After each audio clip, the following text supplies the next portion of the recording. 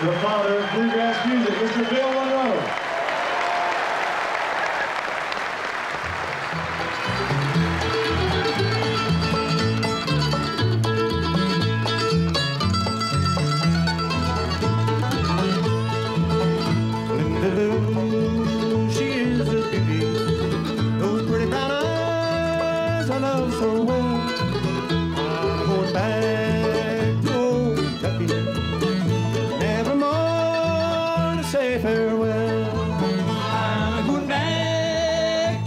Kentucky, now to see my Lord do.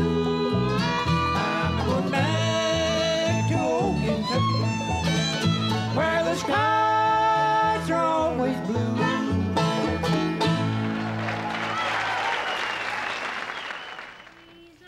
My mother, she used to walk through the house singing, you know. And she could play the fiddle. But she had to cook for, 8 children, and her husband, my father. And so that taken a lot of her time. She'd go by the bed where she left her fiddle and pick it up and play a number, an old-time fiddle number, and it was just wonderful. Late in the evening, about sundown, high on a hill above the town, Uncle Pen played the fiddle, Lord, how it would ring. You could hear it talk, you could hear it sing. Uncle Pen Vandiver was the first man that I ever heard play a fiddle, and I believe I was about 6 years old the first time I ever heard him play. He got the wonderful Scotch-Irish sound out of it. He was a wonderful uncle, and he'd always bring the fiddle, and we'd get to hear the fiddle. After we'd have supper of a night, we'd sit around the fireplace, and he'd play the fiddle. And he played numbers like Jenny Lind, Sally Gooden, Going Across the Sea.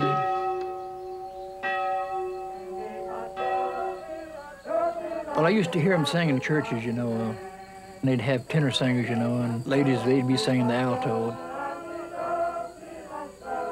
My brothers, they all went to the singing school in the church.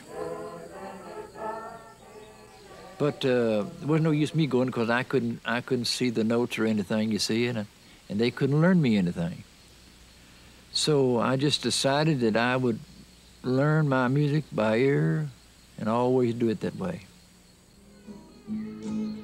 One time, a good gentleman named Arnold Schultz, a black man, came up here and visited us.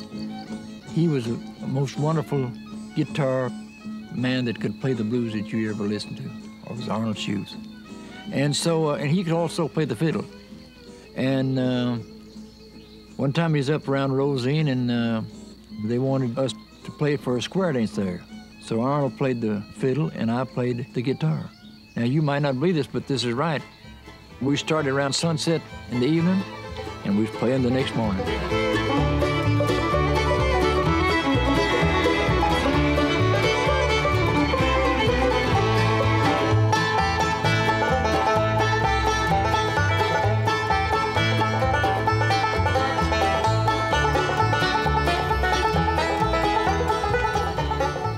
Later on, when I was putting my music together, I remember how he played the blues and everything, so I was going to add some blues to my music.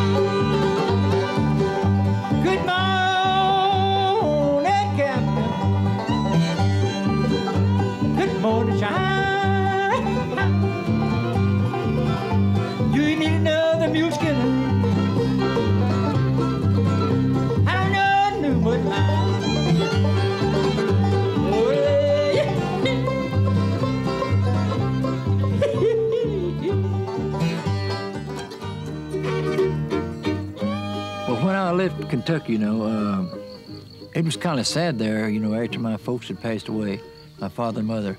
But I was raised on the farm, and I liked that kind of work, and I liked to live there. So I'd never been in the cities, you see, and I didn't know what it would be like. I was really scared of it. There were a lot of country people there, of course. A lot of them wanted to get off the farm, you know, because that was hard work, and they wanted to come into the city where they'd make so much each week.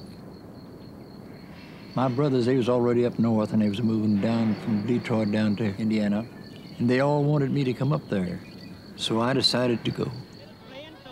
We got on some stations up there in the northern part of Indiana. The Monroe brothers, you know, Charlie and me, and worked hard at it as a duet, you see. Our first station we went on was WAE in Hammond, Indiana, in 1930. I was the first Monroe that went on a radio station. And then we went to Gary, Indiana, on WJKS, and that stands for Where Joy Kills Sorrow, WJKS. We went from there on to Omaha, Nebraska, from there to Columbia, South Carolina, from there to Charlotte, North Carolina, Greenville, South Carolina. So we done all right. It's time to bank the fire and blow out the lights. So we'll be back next Saturday at the same time with more of your favorite homespun fun and music. Thanks so much for listening. Be good, everybody. I'd heard about the Grand Ole Opry all my life, you know, and I wanted to give it a try, see if I could get on there. So I went in there one Monday, you know. Harry Stone, David Stone, and the solemn old judge said they would listen to me. So I've done about a couple of 3 songs, and they said, you start this coming Saturday night, and if you ever leave here, you'll have to fire yourself. So I've been there. It'll be 50 years the last Saturday in October. For this evening on the Grand Ole Opry, Bill Monroe and his Bluegrass boys. Let her go, boys.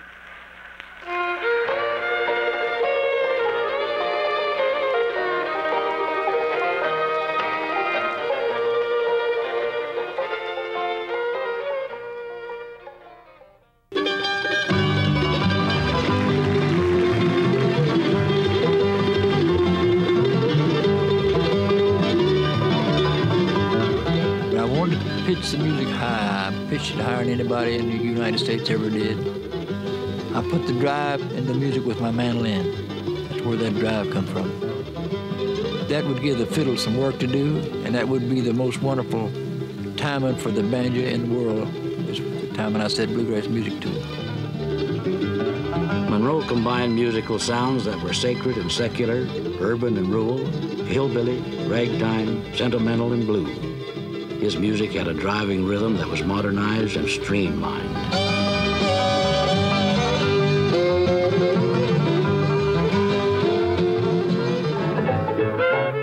The late 1940s were the heyday for the Bluegrass boys. During these years, Monroe shaped the talents of his musicians into a distinctive bluegrass sound. There's been so many bluegrass boys, you know. I think around 65 or 75 fiddle players, and the same thing in the banjos and the guitar and the bass. Of course, the same mountain players still with them today.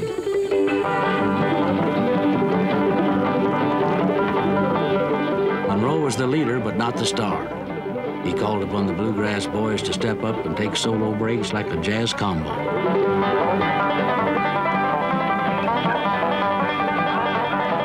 Monroe encouraged each band member to develop their own style within his tight structure.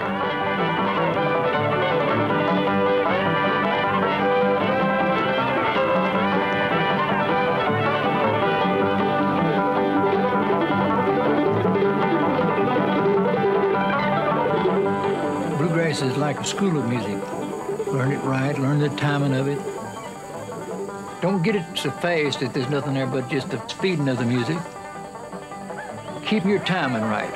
The rhythm, the feeling of the music. It's got to be there.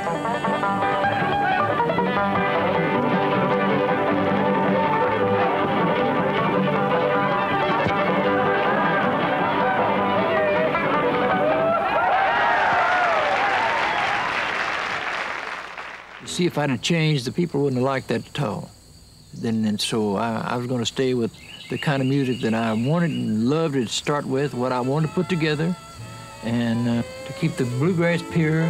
That's the way it's got to be.